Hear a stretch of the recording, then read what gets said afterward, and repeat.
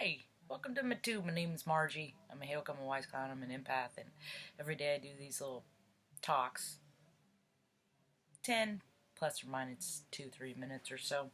Not too terribly long, just long enough to get you to home on a drive home or just a quick story. I know a lot of people are going through, are having a hard time sleeping right now with all this energy. Today is March 20th. It's the Libra full moon and 0 degrees. New beginnings, balance, justice, yada yada, right? Not everybody wants that, because if there's balance, then they're going to be missing out. So people are thwarting. They're thwarting. And it's pretty interesting to see. I'm staying close to home these days. A lot of people are like, oh, the fiery energy, and I'm just like, oh, I gotta wait for it. I'm like, wait a minute, because I'm an Aries, so this is normal to me. That's one of the reasons why I do these videos, is because all this, what seems, it is chaotic, floods in the Midwest, government, frickin' government chess players, frickin' swinging their, arms, and, swinging something.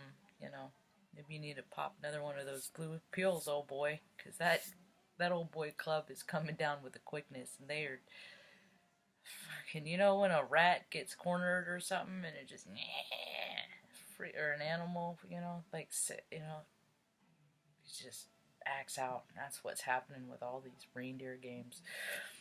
I was listening to Dolores Cannon yesterday. It was an old talk, obviously. She's been passed away now a couple years now. April 15th is her birthday. She's coming up. It's Aries too. That's why we're, in line. Like attracts like, And she was talking, and she explained it so poignantly. Oh my God, it was beautiful, because this is how I pictured it. But she said it. She put it into words in a way that I never could before. And that's why I've always, I always appreciate people that could teach me things, even if it's things I don't want to learn, even if it's the hard lessons, right? We'll get to that in a minute. But so Dolores, she was talking about how, God, is, I consider it source. Like when you plug your electricity in, like God is at the end of this, right? And when I get tired and I need to get back to where I am, I plug into source, right? But I do that by meditating. There's so many great there's a lot of wonderful guided meditations out there, and I utilize a lot of those. It's all power of suggestion. Everything's a power of suggestion. So just do what feels good to you. So she was talking about how she sees God as a, it's getting a little bright in here, how she sees God as how did she describe it? I'll just put it in my own words. Like, you have this big light, right? And then you have light beams that or light drops that fall off the light. That's our soul, right? Our pieces of spirit of source, fall off, because he's so busy making sure everything is in alignment, and all of, that can't really go out and have its own experiences. So it sends out these little spirits, right, to have experiences, to experience things, and some lifetimes experience far more. I'm one of those. I've been experiencing life in a very non-denominational way since I was born. My story is pretty remarkable. It really is. But not to get too much on that. And then that's why I think when people have near-death experiences, they see the light, because they go back to source. Their spirit goes back. Or we also have, our spirits have free will. We've been given that. We can reincarnate as many times as we want to experience these things. But the trick of it is through these experiences we do collect our karma. You can't just be that little ray that goes out and freaking takes everything from around you to make your little ray brighter. No. You gotta give to make your little ray brighter. You gotta shine and be all you could be and think of other people before yourself. And that is what, ching ching, lights the light in you and me. So, I had to, because I am so close to astrology, I track a lot of astrology, right? I know that people are zigging when you swear to God you thought they'd zag. They're not, they're just, people are reacting out of fear, they're reacting out of ego, they're reacting out of places, that, that, that are pretty much are absent of themselves, They're just reacting. They're not processing. I didn't talk to my brother for 2 months. We hadn't talked because he was sick, and I was starting to get worried. I'm like thinking, because if people don't give me an answer, I can let my imagination run away with me. I didn't let myself, but I'm just like, man, he must really be sick because I haven't talked to him, like, and Mom keeps asking about him and stuff. So yesterday I talked to my dad, my father figure, Mr. I, and Mr. C. John, and because his farm, the water, he's by Offutt Air Force Base, so the floods in the Midwest, it's at his driveway. So I hadn't talked to him in 2 days, so I wanted to make sure that the flood waters are subsiding, because the news is worthless. The freaking media in this nation is freaking worthless. I'm just gonna go for people's personal accounts that I know, because this big media stuff, they don't even report as to what's happening out there. It's freaking weird. Weird.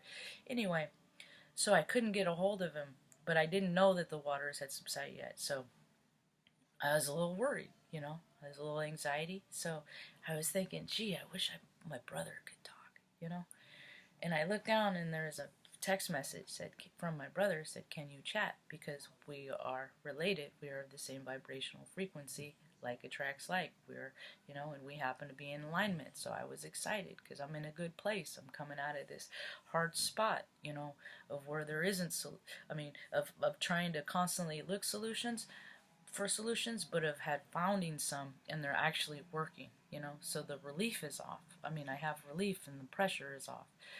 And he's been quite adamant. He is a man of his word. After I'm done helping you, come April, no more. No more. That's it. My God. All right. Yeah, I get it. Right? So I was like trying to figure out how to, take care of Mom and me and my family. I don't have kids. I have my dogs. And so I came to the other side of it, and I was just, ready to share that with him.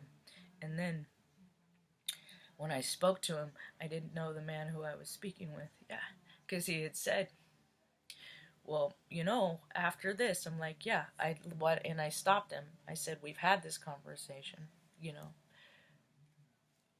know how I feel about it, so let's just, and he's like, well, just so you know, if you need help again, might have to consider the fact that Mom goes into a home, and that you get rid of all your dogs. See, because I lived how he wanted me to live, for 15 years. I went into the Air Force to go to college,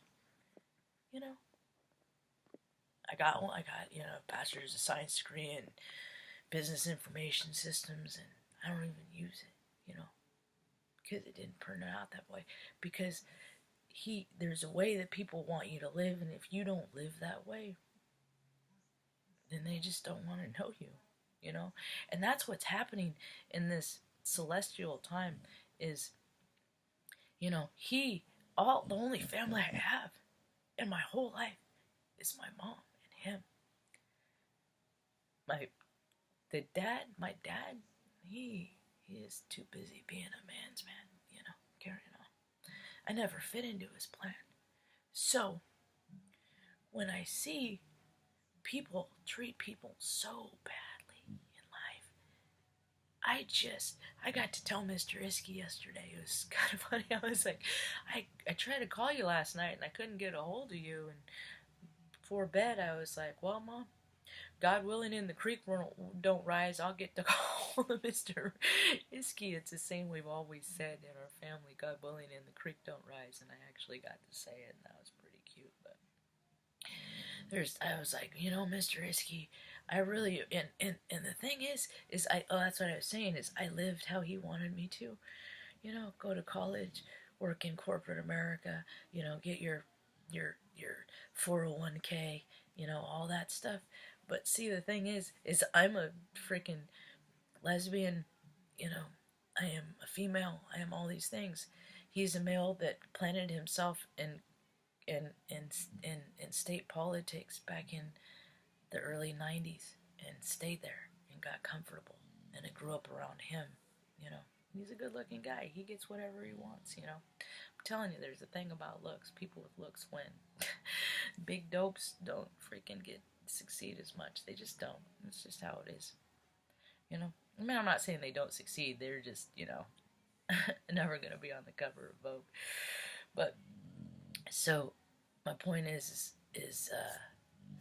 I walked, well, this is how I know I've grown with that experience with him, because they're my family, and I went to that, and I'm like, well, say I did, Mom, would it go into a home, and I only visit her once a week, and all my dogs went off into different rescues, and I've had them for 10 years, but why not at the end of their life just let them go, and then I'm just like, I thought about how miserable I was, and then I went and I walked, and then I was like, whew, I let that go, right?